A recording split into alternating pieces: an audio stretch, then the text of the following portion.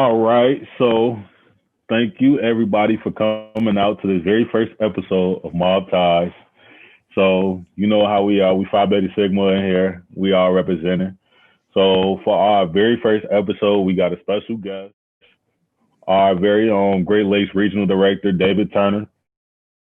And we got a couple of very, very talented young men in the business, in this fraternity. So my name is Larry Davis, and I will be your host for today on Mob Talk. So just to introduce the rest of the crew, I will have Chandler introduce himself. Go ahead and introduce yourself, Mr. Chandler, if you can. What's up, everybody? My name is Chandler Claude. All right. So our next co-host is Mr. Zoe himself. If you can, introduce yourself, sir.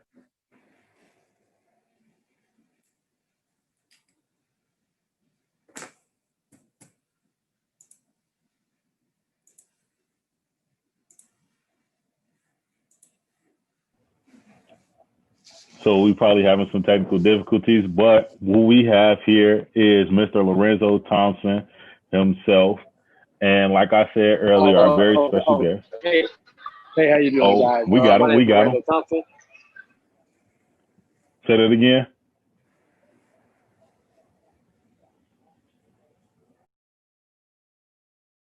Hey, my name is Lorenzo Thompson. I'm from the Data chapter from UAPB. And Dave, he's a good mentor of mine. So that's why I'm here. I'm supporting this campaign. Looking forward to it. Wonderful, wonderful, wonderful. So as we stated earlier, we got our very own Great Lakes Regional Director right here in the building, Mr. David Turner. So if you can. Absolutely. What's going on, guys? I'm just excited to be here. I appreciate the opportunity. So now that we all done introduced ourselves, let's go ahead and get everything started. So like I said, my name is Larry Davis, and today we are here with our guest, Mr. David Turner. We just, as collegiates, we just really want to ask him a couple questions regarding his campaign, his time as a regional director, and just anything else that we can go ahead and get any information out of this man, out of this great man. So I'll go ahead and start with the very first question. So my first question to you, Mr. Turner, is what is most important to you about this upcoming wave of collegiate members who are trying to transition from collegiate chapters to alumni chapters?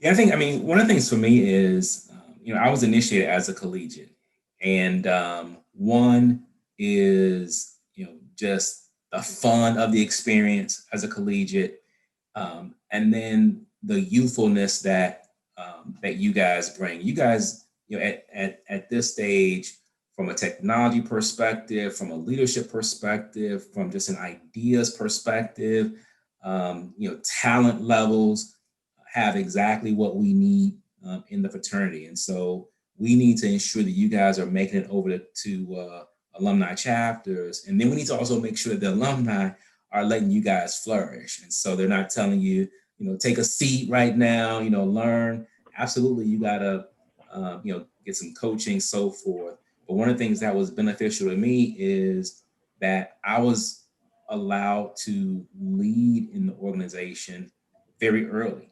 And so I really kind of grew up as a leader in Phi Beta Sigma and was able to take that back out into the professional world and then, back into Phi Beta Sigma again. So you guys really are, the lifeline of the alumni chapters, new blood to keep them going. And you know what? Just me personally, I'm going to just go ahead and say it. My chapter, Gamma Rho Eta, we are pretty young. We just started back in 2019. And I was on the charter line. So coming off the line, I had to get put myself into leadership positions, leadership roles too. Like, soon as we got initiated, it was like, okay, this the office position that you're gonna hold, and this the responsibilities that you got to have. And ever since then, I feel like I've been trying to also help carry my chapter too in that very own leadership role. So I feel like I can connect with you on that a little bit, just me personally. Yeah, that's what, like I said, that's what we need. We don't have a whole lot of time. Usually, you're in the collegiate chapter for maybe 2 years, 3 years at most, generally. And so it's our job as alumni, as leaders, to kind of pour into you and coach you guys up. Because I'll be honest with you, right? When you guys graduate, right? When I look at it from a fraternity leader perspective, I want you guys to graduate with good jobs, so forth, pay dues, but also bring your ideas, your talent, so forth, to the fraternity to continue to make it better. Okay. All right. I feel that 100%. So our next question can go ahead and go to Chandler. Okay, great. So, just want to give you a congratulations, Dave, on reaching 2,000 members in the wonderful Great Lakes region. That's very, very historical. That's really great to see. So my question is, where do you see the growth? Where do you see our fraternity showing growth if you were elected as first vice, international first vice? Sorry. Yeah, first, that the credit for 2000 is not mine. Our chapters, they do the heavy lifting on membership, recruitment, retention, so forth. And so I take that same mindset into the role as first vice. Really, the first vice is not on the ground, recruiting members into your chapter, but what we've always felt, myself and our leadership team at the regional level, is that we're going to do everything we can to equip our chapters to be successful. So I think some of the things that we've done that have been helpful, that I'll kind of take those lessons with me, are one, I'm the kind of person of, if it's not there and needs to be done, I'm going to do it.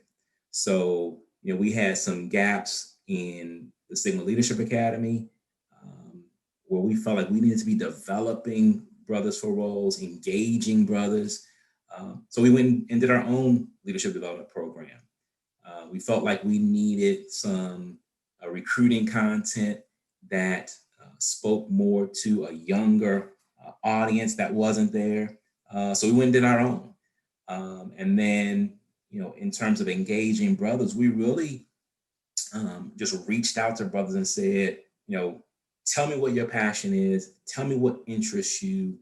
And if you are willing to kind of bring that passion into the fraternity, grab some other guys that enjoy that same thing, are passionate about the same thing, and bring value to the brotherhood, then come do it, right? So no title, so forth. We'll give you a title. We'll figure out a title for you if you're willing to do that.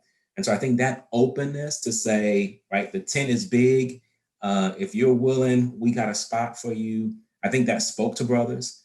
And then just the being personable with brothers. And so part of, I think particularly retention is brothers knowing that, you value them as brothers.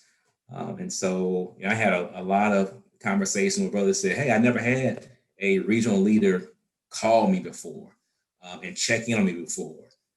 We did some stuff with our Sigma Cares, and it took off because it wasn't just about sorrow and sympathy and condolences, and it wasn't just about brothers who were high ranking in the fraternity or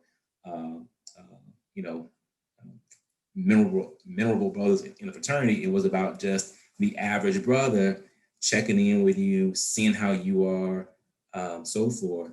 And that level of engagement, brothers just accepted that we were genuine with it, and the numbers and so forth began to grow.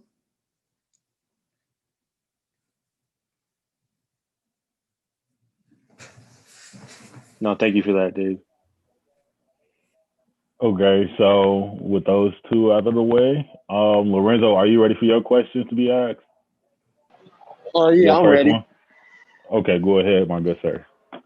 Hey, well, first off, I want to say congrats, Dave. You know, you've been doing a lot of good work, man. You know, I've been around you. Well, Dave been my mentor since I've been younger, like Sigma Beta. It was like we had a male mentoring program, and Dave's one of the few guys that showed up every Saturday to come tutor us, gave us tips about accounting and all types of stuff. And you know, he was a big influence in my life, which made me go the way I did with Sigma.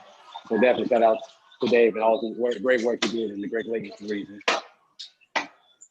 Thanks, But my first question I would like to ask you, as you see, Sigma has been a big impact in my life, and you know, maybe to become the man who I am today. And I was wondering, how has Sigma transformed your life? Yeah, I mean, I think, you know, one of the things that you mentioned is just my effort with just with collegiates, with brothers, so forth. Most people know that I'm an accountant and a CPA, and I always go back to this, the motto of the National Association of Black Accountants, lifting as we climb, right, is very much right in line with our fraternity model. But that always reminds me that right, as I'm climbing, as I'm progressing, personally, financially, professionally, so forth, that there's not as much value in anything that I achieve if I'm not helping somebody else do the same. And so I really bring that mindset, but also Sigma has nurtured that in me. I talked a while ago about just giving me leadership opportunities. I mean, really, I can tell you that where I am in my career today, I can say for a fact, has a significant amount to do with Phi Beta Sigma. So I mentioned I was, a chapter president as a collegiate. I served as a pretty young collegiate advisor. I was a fairly young regional treasurer.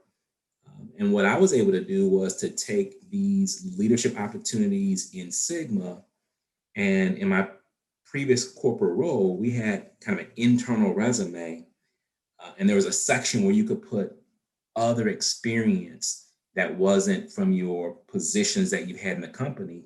And I would always put my Sigma stuff down. And it always drove conversations in my annual reviews about these leadership things and these community-based things that I was doing outside of the company.